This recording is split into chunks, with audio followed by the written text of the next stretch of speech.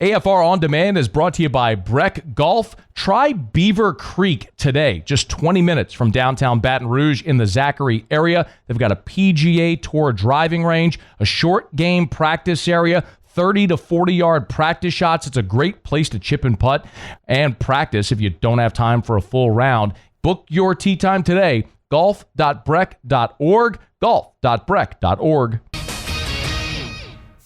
Matt Moscona. I'm very important. After further review. Say it one more time. After further review with Matt Moscona. And here we go. Live from the Raising Cane studio. Let's ride!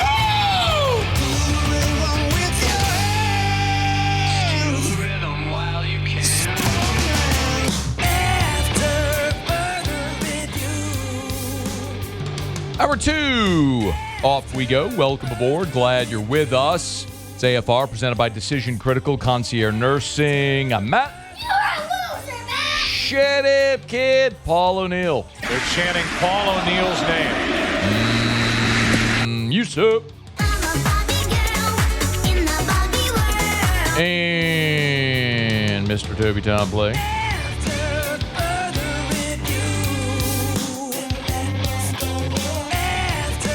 All right.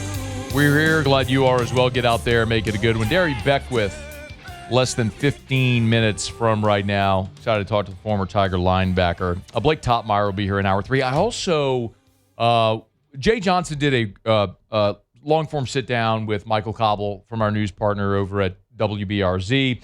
Really interesting. 2 things in particular. One is about sort of the way Jay is changing his approach building this year's roster, and then also their conversation about Stephen Milam. So we'll get to that exactly 1 hour from right now. So you have to leave, come back, or look for it on demand because I do have some thoughts and some information I want to share about the whole Milam situation because I have long contended there is a really real possibility that Stephen Milam comes back for his senior season.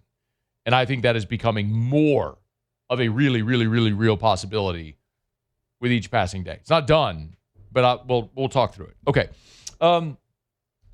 Saints wrap up OTAs here this week in New Orleans. Next week, they'll have mandatory mini camp. That'll be the last time they're on the field together before they sort of break for the rest of June. And then of course, camp will start at the end of July. And then it's full bore toward the season.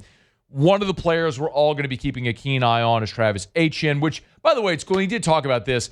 Remember this guy from Jennings, man? And he's playing for his home state team. He's wearing the fleur-de-lis on his helmet. It's something he was asked about when he met with reporters. I feel like it hasn't really hit me yet. It probably won't hit me till like the week 3. You know, whenever we get that first home game, I feel like that's when my emotions probably just start running high. But definitely whenever I go to my mom's house or I just go back to my hometown, I feel like it hit everybody else. You know, I feel like they kind of see me as a different guy now because I wear that Saints logo, which I'm proud to wear. You know, so I feel like for me it's just being the best player I could be each and every day. Come in here, grind with my brothers. You know, Jacksonville's not exactly far. Clemson, South Carolina is far. It's drivable, but it's like a day. It's a full day, right?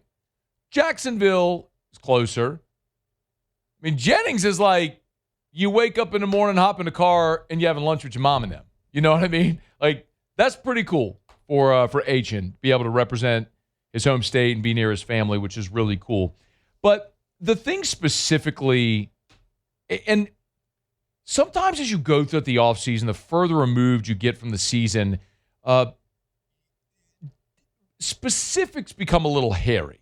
And so one of the things I like to do a lot is sort of remind, as we look forward to a season, is remind you all the storylines, the talking points. Like, we all know what happened, right? Tyler Shuck started the last 9 games of the season. He went 5-4. I don't even really want to count the Rams game because they weren't winning in L.A. regardless of who played quarterback. But point is, they really improved at the end of the season. Chris Olave was a high-volume player a year ago, but had sort of a career year. One of the things that I think might be lost is just how bad New Orleans was at running the football. And it's why, in large part, they went and spent $54 million on Etienne. and when got David Edwards at left guard to sort of help fortify that offensive line. Like, in case you don't remember, the New Orleans Saints last season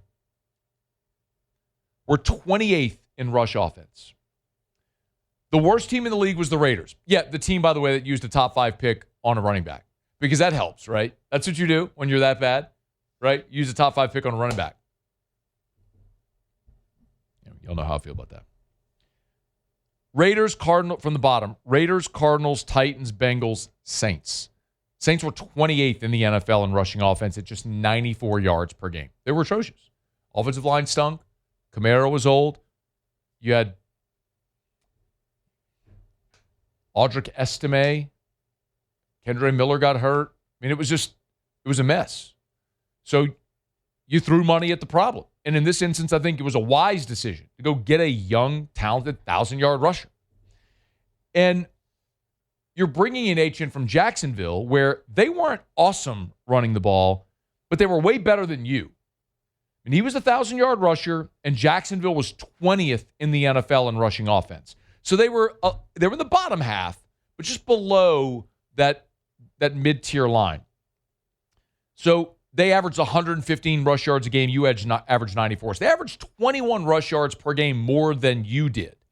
And what was interesting is Etienne was asked about Kellen Moore and Liam Cohen and sort of like the similarities between the two offenses. Just establishing the mid zone, just our bread and butter. I feel like Cohen was a lot of under center. I feel like Coach Moore has done a lot more under center this year. So just from that standpoint, and just I would say the motions, just disguising things on offense. Just presenting to the defense a different look, but kind of running the same plays. Just making the defensive eyes lie to them. So I feel like Coach does a great job at disguising things, scheming guys open, and like I say, he's an offensive-minded coach. So I feel like you love, for an offensive guy, you love that type of person to be able to play for him. It's so like the New Orleans Saints a year ago. When you just think about comparing the offenses, right? You heard him talk about the skies and eye candy and motion and stuff like that. The Saints were 13th in the NFL in passing offense last year. 13th. Jacksonville was 12th. So these two teams were, remember, Jacksonville has their franchise quarterback, and maybe the Saints have theirs now. But as far as their passing offense, they were what and what? Jacksonville was 12th, Saints were 13th. The disparity was Jacksonville's ability to run the football. And obviously, Etienne was a big part of that. So I look at the Saints and go, okay, can the addition of Etienne and Edwards, getting McCoy back healthy, improving your weapons on the outside, part of the motion the eye candy he's talking about, can that help your offense more mirror what Jacksonville did a year ago? Because remember, Jacksonville was 6th in the NFL in scoring offense. It was Rams, Pats, Seahawks, two teams that played in the Super Bowl, by the way. Bills, Lions, Jags. Jacksonville was 6th in scoring offense. They scored 28 points a game. New Orleans was at the bottom. Raiders, Browns, Titans, Jets, Saints. 28th in scoring offense. 28th in rushing offense. So I kind of look at it and go, look at what Jacksonville was a year ago. And if your offense can mirror that, if you can be a top, if you could be maybe right in that spot, maybe closer to the top 10 in the NFL in passing offense, around the middle tier in the NFL in rushing, and like what Jacksonville was a year ago, 6th in scoring. If you're averaging 28 a game, in year 2 under Brandon Staley, you're as good or improved what you were a year ago, where the Saints were 9th in the NFL in total defense last year. Now you can see the roadmap for a team that, again, I'm not saying is going to be a contender, but I think in my very realistic purview, it's, can we talk about a team that can get to 9 wins and win this division, which Carolina won last year at 8-9. Like, can New Orleans go 9-8 and win the division, get back in the playoffs for the first time since COVID?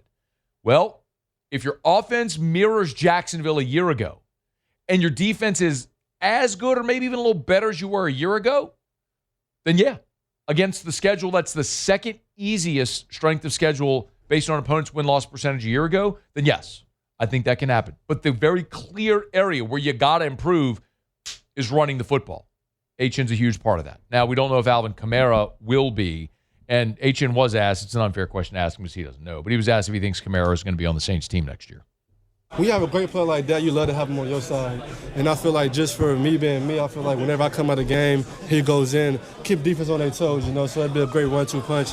But, it's a business, so you let the business side handle the business side. So I kind of learned when young, just don't get my feelings involved. Like, I know I would love to play with him, but at the end of the day, I just got to come here and do my job each and every day for my teammates. That's the right answer. He's going to shoulder a big burden on the Saints offense, but that's why they're paying him to do it.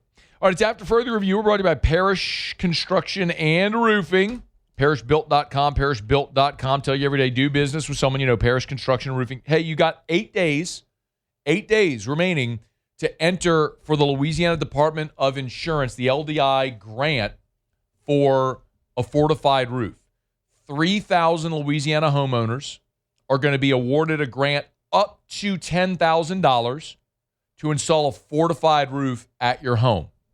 If you're interested, you want to learn more, or you want to apply, we have the link directly to the LDI portal at our website at parrishbuilt.com, parrishbuilt.com. So if you go to our website, parrishbuilt.com, parrishbuilt.com, there's a blue tab right at the top. You'll see the link is right there. It'll take you directly to the LDI website, how you can apply for a fortified roofing grant. We'd love to help you out. We can explain this whole process, what a fortified roof is. We've got a ton of info. There's a blog at our website explains what a fortified roof is, why it's beneficial. If you install a fortified roof, you will lower, most insurance companies will offer you a lower premium on your homeowner's insurance. And you want to learn more, great resource at our website at parrishbuilt.com, parrishbuilt.com. Do business with someone you know, Parrish Construction and Roofing, parrishbuilt.com. All right, let's talk some LSU football when we come back. Our buddy Darry Beckwith, former LSU All-SEC linebacker, is going to join us. I think LSU's linebacker room is going to be the deepest position on the defense. What does the Beast think? We'll ask him next. It's AFR. AFR. Brought to you by Goodwood Men's Sexual Wellness, yourgoodwood.com, yourgoodwood.com. You want to feel your best? Goodwood Men's Sexual Wellness can help you do it. Yourgoodwood.com, yourgoodwood.com. Talk about ED treatment, hormone replacement therapy. Remember peptides as well. You hear people talking about peptides. A lot of people say, well, what is actually a peptide? Well, a peptide is just a strand of amino acids that are put together to help your body maximize its natural output of something. So, for example, like I take BPC 157. It's body protection compound 157. That is designed to help accelerate your body's muscle and tissue repair for recovery. I have chronic back pain. I inject BPC 157 in my low back every day. It has made a remarkable difference in my life. NAD Plus is about cellular optimization, quite literally making your cells younger. So many different options. Learn more. Yourgoodwood.com. Yourgoodwood.com. Our friends over at River Parish Contractors are hiring. They are looking for you. If you are a welder, a pipe fitter, a pipe tacker, a boiler maker, crane operator, our friends at River Parish Contractors want to talk to you. Y'all, there's so many reasons to call River Parish Contractors. I understand there's a lot of industrial contractors out there.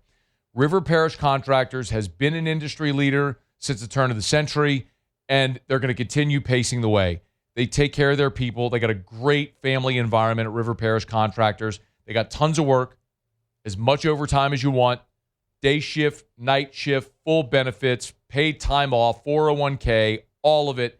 And maybe most importantly, all their work is local, so you are home with your family for dinner every night.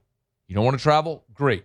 River Parish Contractors. Call Big Jake, y'all, over at River Parish Contractors, rpcontractors.com. After Further Review with Matt Moscona, presented by Decision Critical Concierge Nursing. Healthcare for your lifestyle. Learn more at decisioncriticalbr.com.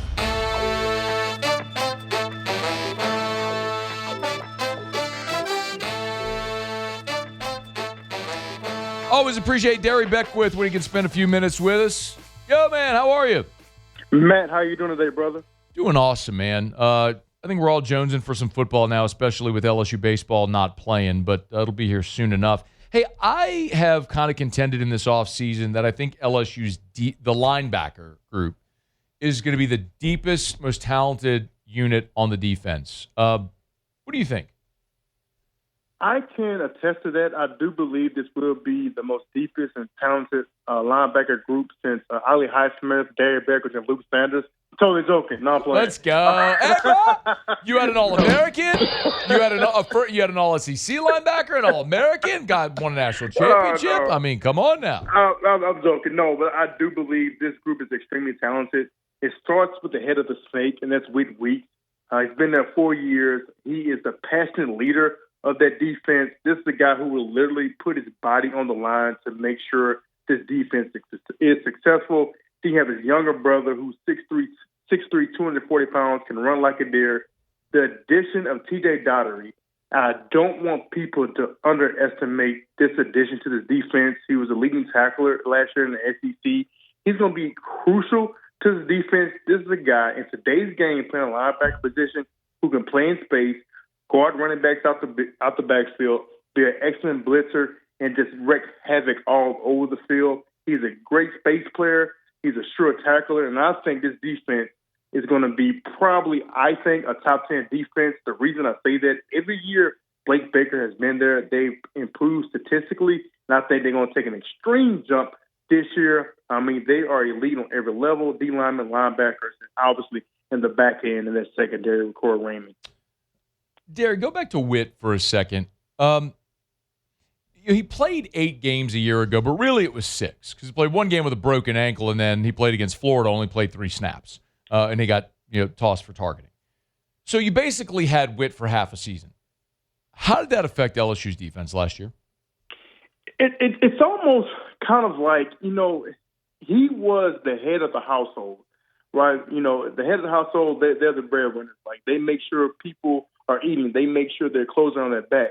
And if I can relate to Whit Weeks, that's what he was to that defense. And when you lose somebody like him, it kind of deflates the defense a little bit because now you don't have that vocal leader. You don't have that guy when things are going wrong to make sure to uplift everyone, to make sure to get everyone in line. And that's what they're missing when he did miss those games. And you can tell it was a little dip when he wasn't in that defense, particularly because of just his stature, his confidence, his way to galvanize people around him. And the middle linebacker is the quarterback of the defense. And you know this, Matt, if you don't have a quarterback on any level, whether it's rec football, middle school, high school, college, any professional level, if you have a quarterback, you're not going to be successful. Whereas if you don't have a middle linebacker who is smart, intelligent, instinctive, and is a natural-born leader, your defense will struggle. And I think when he was out of the lineup, you could see some of the miscues that they were happening. So I think having him back in the lineup, having him healthy, and also having him motivated as well. I think that's one thing you should look out this year. Have him motivated. He's going to be a motivated Whit Week. And also, I think it is a team sport, but having the SEC leading tackler transfer on your defense, don't believe now 1 second Whit is, look, they're going to work together, but he's thinking, I'm going to show you who's the best linebacker in the SEC. Come watch me do it. But that's only going to make them better. How do those two guys, their skill sets pair? Well, they both can run. I think in today's game, these linebackers are extremely athletic, and you have to be. They're basically safety playing linebacker. You have converted running backs playing linebacker. You go from a guy like Patrick Queen and Devin White. These guys are elite running backs in high school. So their abilities to play in space, their ability to read and diagnose really quickly is elite, and both of them can do that. Both of them are tackling machines. In this RPO era, playing linebacker, I think, is the most difficult thing to do next to being a cornerback. And the reason I say that is I don't like to be like that old person. Back in my day, Matt, when a guard pulled, I could just go downhill. I knew it was a run play. Now you can't do that. If a guard pulls, you go downhill, it's a hot route over your head because of the RPO, because the quarterback is greedy. So once the guard pulls, you have to stay patient, and then once you see the run, you have to be able to be at the point of attack in a split second and make a tackle at the line of scrimmage.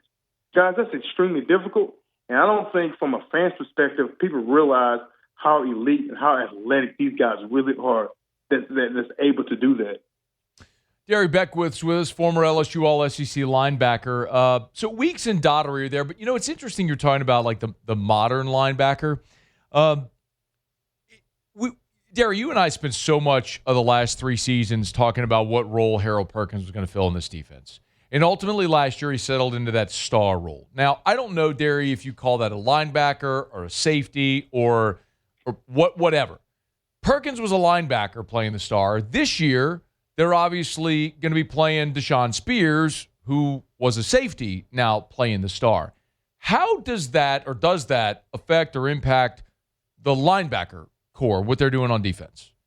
It doesn't affect it at all. I think if you look at a Blake Baker defense, when he's at Missouri, that star position he has at Missouri was a hybrid safety that he had at Missouri. It wasn't a linebacker tweener. And I think with Harold Perkins, he was like a tweener between being an outside linebacker or is he a stand-up outside linebacker that can rush.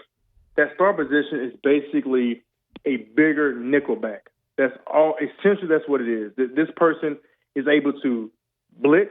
This person is able to stop the run, and this person is able to go out tight ends and slot receivers.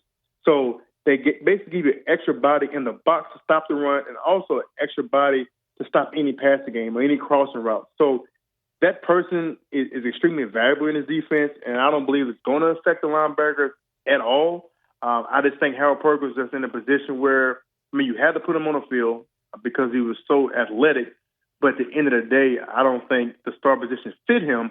But for a person like Deshaun Spears, so you remember he had a big game last year, I believe, correct me if I'm wrong, it was Florida. I think he had, 3 interceptions? 3 interceptions, yeah. So put him on the field in that star position, who he has experience playing safety, backpedaling. He has experience guarding slot receivers. He has experience flipping his hips and also playing against the run. I think that's going to be a key addition, and I believe Deshaun Spears will have a breakout year for this defense because the scheme fits his playing style. Of course, they can do that because they went and brought Ty Benefield in at safety, and Tamarcus Cooley's coming back, so you get a way to get all 3 of those guys on the field at the same time, and you figure that out. That's going to be really elite. There's one – look, Darry, if linebacker is LSU's deepest position, I think it is, and most experienced. I mean, with Daugherty, Devon Keys was second in the SEC in tackles last year. You got a bunch of dudes with a lot of skins on the wall. Defensive tackle is the spot where I go, man, there's a lot of talent, but not a lot of productivity. Right? Don McKinley's back. You got 2 transfers coming in Blockton and Green. And then in spring, Darry, we saw 2 true freshmen, Anderson and Gerald's, rotating with the ones. I'm curious, and Blockton had 18 tackles a year ago, and that's like the most of any of these defensive tackles. So not having experienced, productive defensive tackles, talented guys, Darry, but not productive guys. Mm-hmm. How does that, or does that affect what the linebackers are going to be asked to do this year? It can affect a linebacker. Obviously, if you don't have 2 elite D tackles or elite D linemen, the ability for O linemen to get to the second level quickly does affect the vision and the ability for linebackers to make plays. Now, I know these guys don't have a lot of productivity, and I know, obviously, the 2 freshmen don't have a lot of experience. One thing they do have is a lot of talent. I've watched Deuce Gerald in high school. I watched Richard Anderson in high school. And let me tell you something. Being seniors in high school, they were a lot better than some of these college players while they're in high school. So I don't think talent is going to be the issue. Experience may be the issue, but only time will tell. I never like to predict stuff. Matt, I remember in 2006, that defense with Pelini, and excuse me for saying Pelini's name out here. I know people don't like that. Hey, man, he was the DC on the national championship team. The first go-round was good. Yeah, no, it was the second go-round that was the problem. Was not good. And so I can remember in 2006, we had a completely new starting defense. I mean, all fresh faces. That was Glenn Dorsey's first year starting at D tackle. The first 2 years, he played, but he wasn't productive. And nobody really knew. We knew how good Glenn was. From the outside, it was kind of like, oh, they got all these fresh faces. But Glenn Dorsey went on to be one of the most prolific defensive players in SEC history.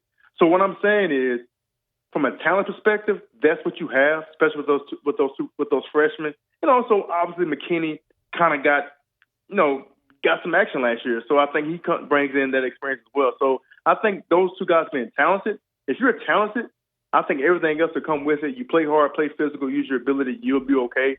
But look, I don't think that's going to affect the linebackers this year. I think they're going to be okay on the defense line, and Blake Baker's going to do a lot of things schematically to make sure those guys be able to get upfield and from that deep tackle position and make plays. Before you go, if there is a question mark you have on the defense going into the fall camp, what do you think it is? A true guy that can get after the quarterback. Now, I know they got the guy from Ole Miss, and so I'm just talking from the past experience from LSU. We haven't had a guy on 3rd and long where you can say, "Hey, go get him. We can drop 8, and we know we got this monster at defense end that can get the quarterback." Now, I can't pronounce the guy's name. I apologize. I know he's really good from Ole Miss, but if he's able to get after the quarterback, I think that would be tremendous for this defense. But if I say right now, that's the unknown. On 3rd and long, 3rd, 7 and plus, can we drop 8? We don't have to blitz, and can we depend on this guy to beat the offensive tackle to get to the quarterback and get a sack? All right, say it with me, Darry. We're going to have a pronunciation guide now. Okay, ready? All right, let's get it. Ooh. Repeat after me. Ooh. All right. Mon. Me. Ellen. What's his first name? Prince Will. That's easy. Prince Will. Prince Will? Prince Will. I would say I'll call him PU, but that doesn't sound too good, does it? Hey, man, you can go with P. It's Prince Will Umami Ellen. His initials are PU. You can go with PU. Call him PU, man. What up, PU? No. What's up, PU? So, Prince Will. All right, Prince Will. Uman me Ellen. Uman me Ellen. Uman me Ellen. I think Prince Will sounds great. I mean, Darren, come on. Wait now. Hold on, Beast.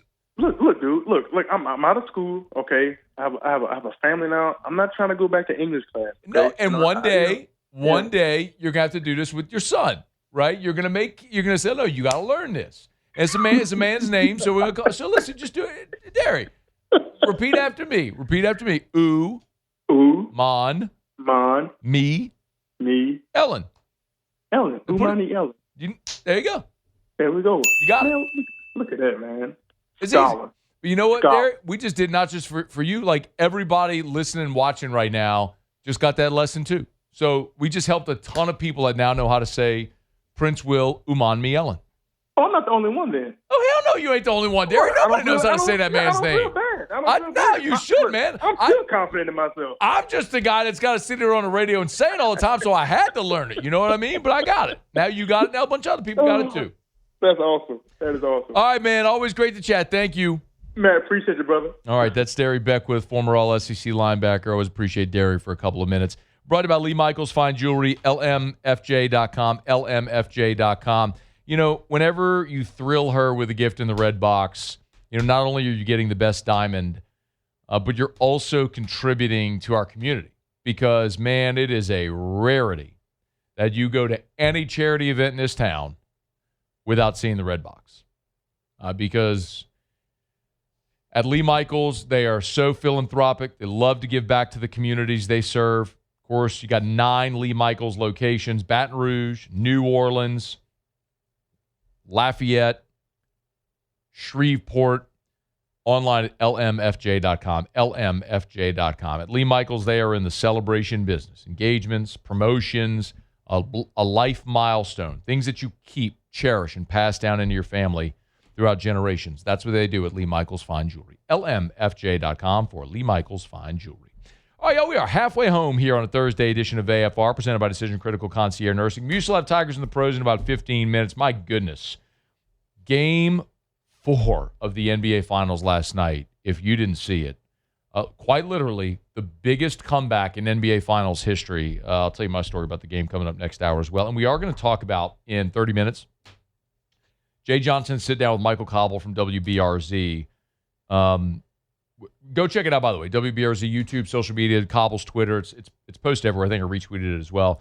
Highly recommend you check it out. Appreciate Jay for doing that sit down and just sort of shedding a little light on how the offseason has gone, you know, missing out on the postseason altogether and how he's changing his approach to roster building here in this offseason. So we'll get to that conversation with the things that stood out to me in the conversation between Jay Johnson and Michael Cobble here in 30 minutes from right now. And I do want to talk a little bit about Stephen Milam, and I'll tell you there was another infielder that was on campus and was taking a visit yesterday. I'll tell you who it was coming up here in about a half an hour as well. Stay here. It's AFR. AFR. Told you my experiences with Darren James over the years. We've let you hear from Jacques Juge as well, a guy who hired another realtor after a year with no action, finally called Darren James, and this is what he said. Don't waste your time. Call Darren James. Jacques Juge said that working with another realtor, not calling Darren first, it bit him in the butt. Tell you what, don't make that mistake. Call Darren the first time. 335-7666, 335-7666, or agent225.com. Agent225.com. That's the web address. Listen, Jacques went through that. Had his home listed for sale by owner, hired another realtor, took him a year, finally said, forget it, called Darren, had his home sold in a month. Save the time. Listen to Jacques. Agent225.com. Agent225.com. Think real estate, think Darren James. After further review with Matt Moscona, presented by Decision Critical Concierge Nursing. Healthcare for your lifestyle. Learn more at decisioncriticalbr.com.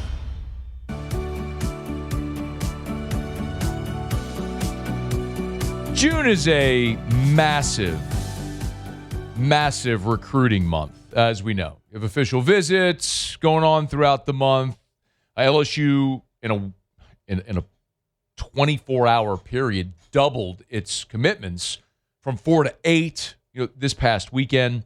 So we know this is a time where you're seeing major movement before teams get geared up for their season. Of course, high school athletes are getting ready for, many of them, committable athletes, their senior season. So there's still some really key decisions that are set to be made here before the 2026 season starts. And our buddy Sam Spiegelman over at Rivals put out his predictions for some of the top uncommitted prospects who have decisions looming. And there's two in particular that are really relevant for LSU. One of them is five-star offensive lineman Albert Simien. And Simien's from Southwest Louisiana, goes to Sam Houston. And LSU has been hard after Albert Simien throughout his recruitment. But Sam Spiegelman is predicting Albert Simien to Texas A&M. And not only is he predicting Simien to Texas A&M with 70% confidence level, the biggest threat to A&M, he says, is Notre Dame, not LSU. Now, he does note that LSU's turned up the heat on Simien, and Notre Dame continues to take steps forward, but he's made 10 trips to College Station. And so Sam Spiegelman views Albert Simien as a Texas A&M likely commit. I'm going to come back to that in a second, but let me tell you about the other one that's relevant to LSU fans that he talked about. And that was running back Trey Martin, the 4-star running back from Louisiana, was thought to be a heavy Alabama lean. Now, Sam Spiegelman is predicting LSU to land Trey Martin with 60% confidence. And the biggest threat, he says, is Florida. Now, earlier this week, we had Shea Dixon from On3 and Rivals. And Shea also talked about Trey Martin and how it has come to pass that LSU has got themselves back in the mix for Martin when it was thought for a long time he was going to end up at Bama. Well, if you do land two running backs from out of state, what does it mean for Trey Martin? He's a top 10 running back, but he's here in Louisiana. He visits this weekend, and Matt, everything I've been told is that they had these discussions with him already. They laid out what his kind of role on the team would be, whether you want to say NIL, all of that. Every discussion's been had and will be had again this weekend on his official visit. But it's a matter of, and look, it's so tough to predict year over year what our room will look like, but they anticipate that they want 3 more guys to be in the running back room next year. Do you take one high school kid and two portal kids? Do you take two high school and one portal kid? Do you take three high school kids? Right now, it seems like they're trending towards wanting to at least take three high school prospects that they feel kind of each bring something different to the table. So Brennan Lacey, the 3-star, is already out of Texas, is already committed. Trey Segura is one that looks like he's going to visit officially. He may very well end up in the class. And then Trey Martin would be the other if LSU lands him. And I think what is important to point out here is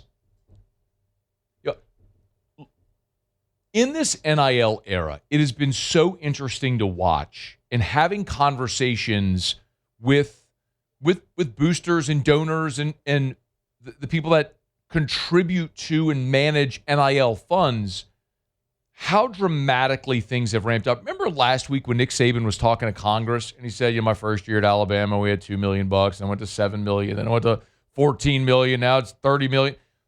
What you've seen is year-over-year increases, budget increases of about 100%, which is mind-blowing. And that's not, you have to say it's not sustainable. It is not sustainable to have 100% increases every year. Eventually, people are going to say, they'll draw the line, but that's enough. What I think is interesting about Lane Kiffin and Billy Glasscock is they came here with an idea of what it was going to cost for their roster, and they effectively doubled it. And they're over $40 million on this roster. Okay, make no mistake about it. The number is over $40 million. They did not come here in January or in December with the idea that they were going to spend $40 million on this roster. It just kept going up. And so I don't, not only is that not sustainable, I don't think that's the path they intend to take. I know what they're looking at is how do you prevent against that every year while still maintaining your roster? I've played this soundbite for you a bunch, but this was Lane Kiffin in the spring telling you how they are going about evaluating high school prospects they want to sign. I challenge our guys to make sure we evaluate who they are really, really well. Who is the player as they're coming out of high school? What is their mindset? How competitive are they?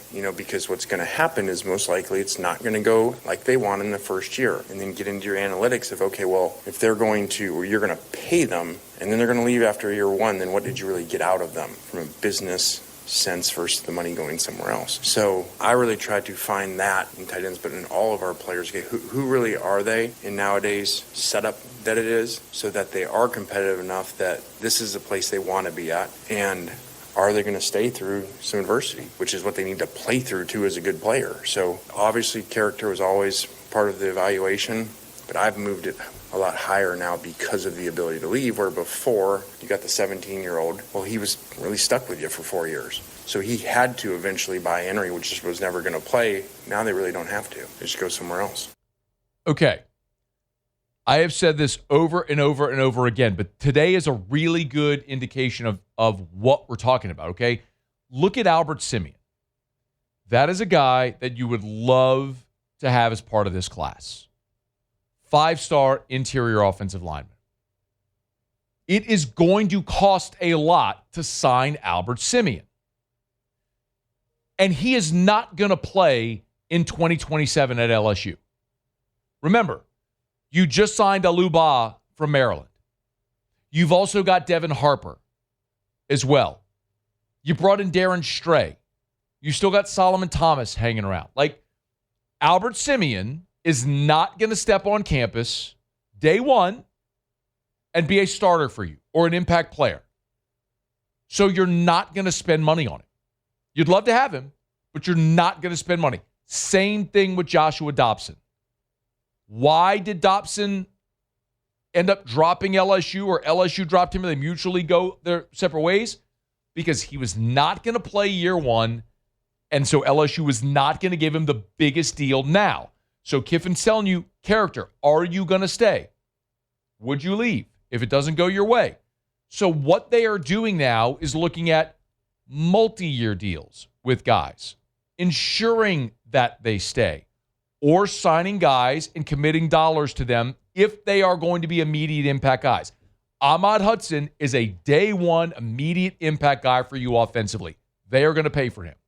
Easton Royal would be a day one immediate impact receiver. They would pay for him if he flips. You can see how it's trending with where they're willing to spend the money. They would rather say, let A&M go pay Albert Simien for 2027, where he sits and doesn't play for them. And then when he leaves because he didn't play and goes in the portal and we need a guard, now we can talk to him. That's the approach.